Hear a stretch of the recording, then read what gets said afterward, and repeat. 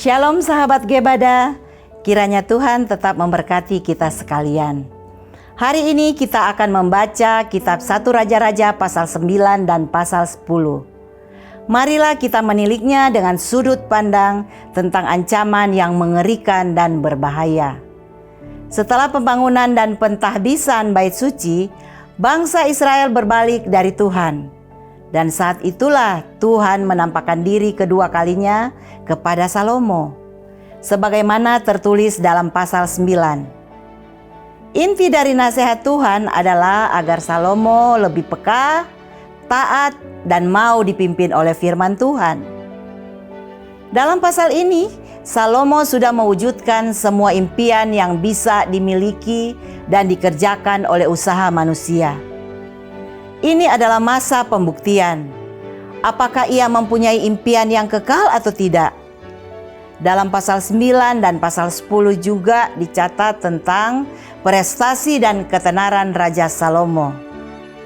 Dalam kedua pasal ditampilkan kemewahan gemilang yang bisa dimiliki oleh seorang raja dan membuat semua orang menjadi iri. Namun di balik itu semua, tersirat perasaan cemas Salomo. Pertama, kecemasan itu dimulai saat Salomo mengecewakan hati Hiram, Raja Tirus.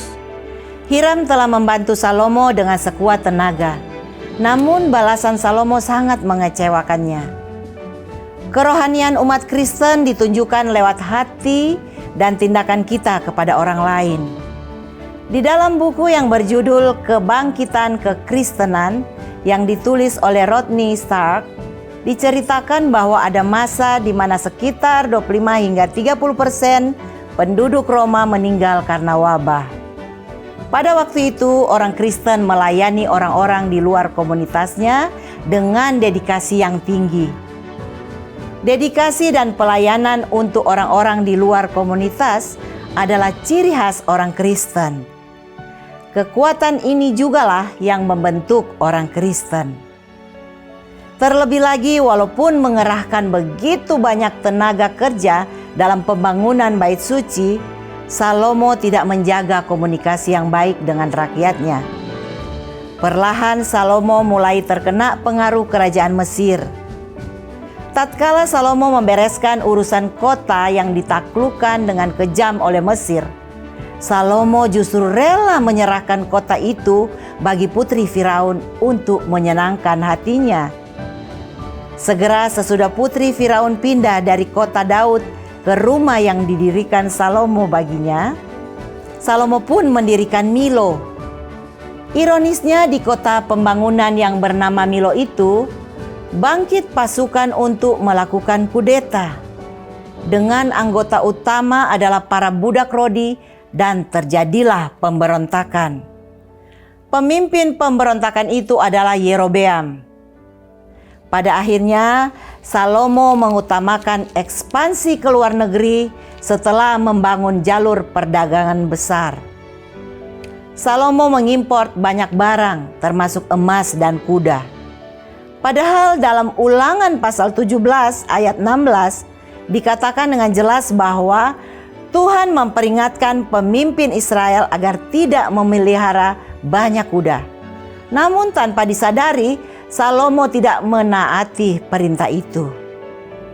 Dalam pasal 10 diceritakan tentang kunjungan ratu yang terkenal, yaitu Ratu Negeri Seba, untuk membangun kerjasama ekonomi yang besar. Namun di sisi lain, Ratu Seba tertarik pada kemasyuran Salomo. Kemasyuran Salomo lebih menonjol ketimbang nama Tuhan. Kekayaan dan kemakmuran Salomo semakin bertambah. Namun tanpa disadari, hal itu pun membahayakan dirinya. Untuk lebih memahami dan mendalami hal ini, mari kita membaca kitab 1 Raja-Raja pasal 9 dan pasal 10 secara bersama-sama.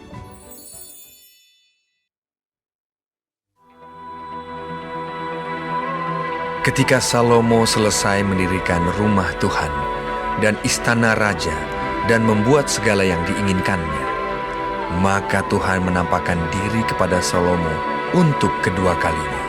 seperti ia sudah menampakkan diri kepadanya di Gibeon. Firman Tuhan kepadanya, "Telah kudengar doa dan permohonanmu yang kau sampaikan ke hadapanku. Aku telah menguduskan rumah yang kau dirikan ini untuk membuat namaku tinggal di situ sampai selama-lamanya. Maka mataku dan hatiku akan ada di situ sepanjang masa.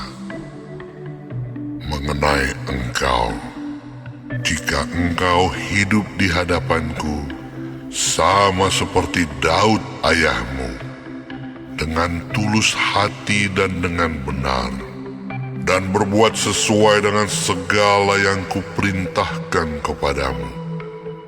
Dan jika engkau tetap mengikuti segala ketetapan dan peraturanku, maka aku akan meneguhkan tahta kerajaanmu atas Israel untuk selama-lamanya, seperti yang telah kujanjikan kepada Daud ayahmu, dengan berkata, keturunanmu takkan terputus dari tahta kerajaan Israel.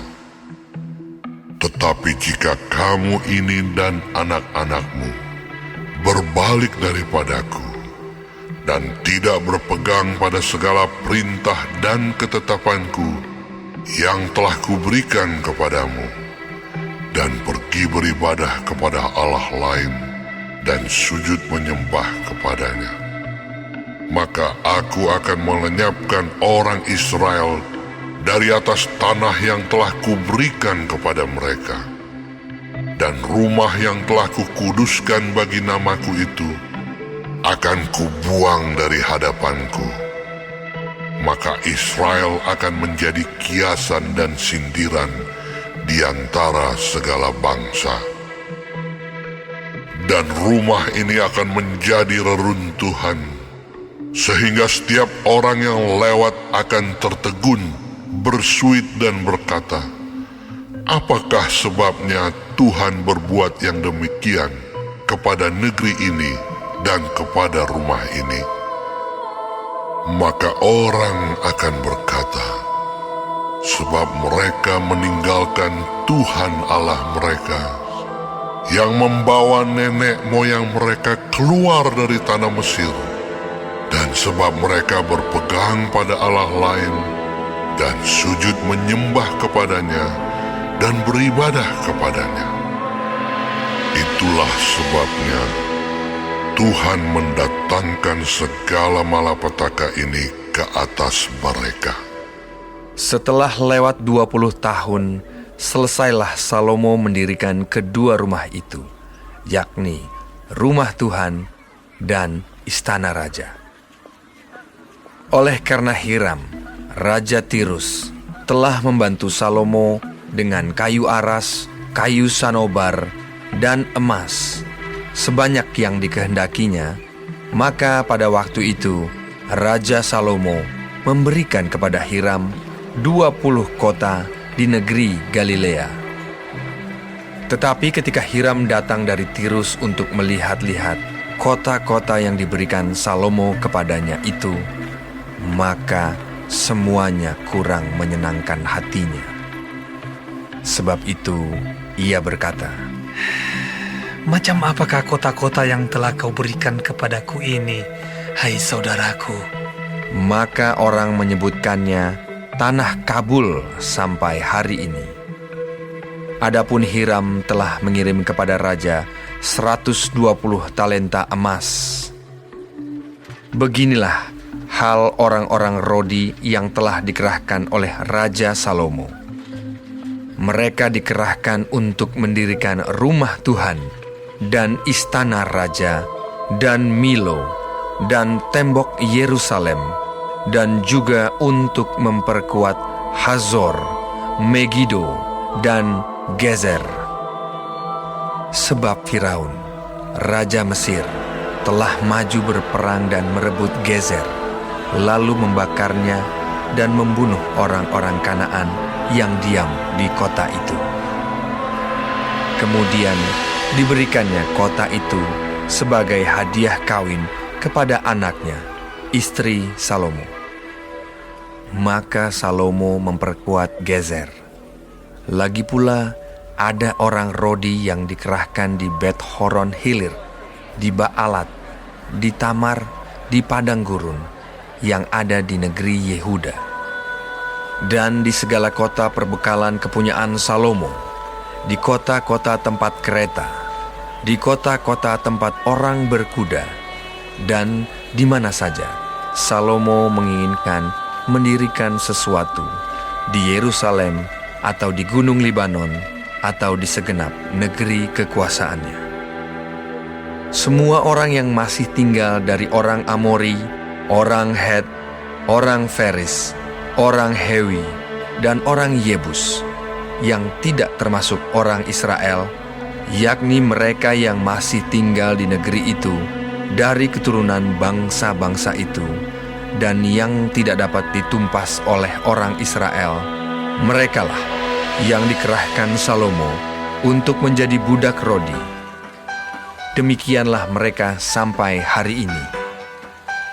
Tetapi orang Israel tidak ada yang dijadikan budak oleh Salomo, melainkan mereka menjadi prajurit, pegawai, pembesar, perwira, atau panglima atas pasukan kereta dan pasukan berkuda. Inilah pemimpin-pemimpin umum yang mengepalai pekerjaan Salomo. 550 orang memerintah rakyat yang melakukan pekerjaan itu. Segera sesudah anak Firaun pindah dari kota Daud ke rumah yang telah didirikan Salomo baginya, Salomo pun mendirikan Milo. 3 kali setahun Salomo mempersembahkan korban-korban bakaran dan korban-korban keselamatan di atas mezbah yang didirikannya bagi Tuhan, dan ia membakar korban api-apiannya di hadapan Tuhan. Demikianlah ia menyelesaikan rumah itu. Raja Salomo membuat juga kapal-kapal di Ezion Geber yang ada di dekat Elot, di tepi laut Teberau, di tanah Edom. Dengan kapal-kapal itu, Hiram mengirim anak buahnya, yaitu anak-anak kapal yang tahu tentang laut, menyertai anak buah Salomo. Mereka sampai ke Ofir, dan dari sana mereka mengambil 420 talenta emas yang mereka bawa kepada Raja Salomo.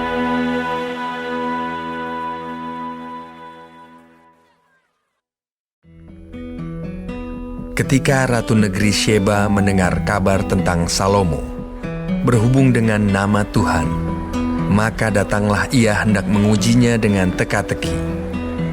Ia datang ke Yerusalem dengan pasukan pengiring yang sangat besar, dengan unta-unta yang membawa rempah-rempah, sangat banyak emas, dan batu permata yang mahal-mahal. Setelah ia sampai kepada Salomo, dikatakannya segala yang ada dalam hatinya kepadanya. Dan Salomo menjawab segala pertanyaan ratu itu. Bagi raja, tidak ada yang tersembunyi yang tidak dapat dijawabnya untuk ratu itu. Ketika Ratu Negeri Sheba melihat segala hikmat Salomo dan rumah yang telah didirikannya, makanan di mejanya, cara duduk pegawai-pegawainya, cara pelayan-pelayannya melayani dan berpakaian, minumannya, dan korban bakaran yang biasa dipersembahkannya di rumah Tuhan, maka tercenganglah ratu itu, dan ia berkata kepada raja, "Benar juga kabar yang kudengar di negeriku tentang engkau dan tentang hikmatmu.